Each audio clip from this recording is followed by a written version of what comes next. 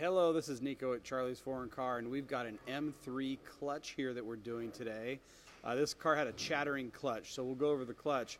Once we removed the transmission, we found a coolant leak on this car from the back of the cylinder head, and I just kind of want to show you up inside that cylinder head area.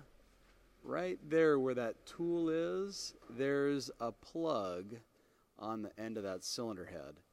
And it's a coolant passage, and it was leaking coolant. I've got a couple pictures here that I wanted to show you of what it used to look like once we removed the cylinder head from the car, or once we removed the transmission. So you can see that coolant that's just coming right out of there. Not a giant coolant leak, but definitely a coolant leak. Here is the new the renewed plug that we're going to install in there. So we're going to remove the old one, install this new one. This new one feels like it has some sort of a Teflon coating on it. It's very, very slippery. Over here to the clutch. So this car had a really bad chattering in, like, say, from first gear. And when it was colder, it was a little bit worse. So we've got right here the pressure plate right here. We have the clutch disc right here, and we have the flywheel right there. The flywheel, and so these kind of all made up with each other like so. That one goes like that, and then this one goes like that. That's generally how a clutch works.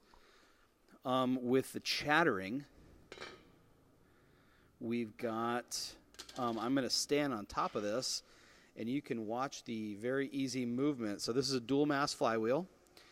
You can see that I am turning the top of this.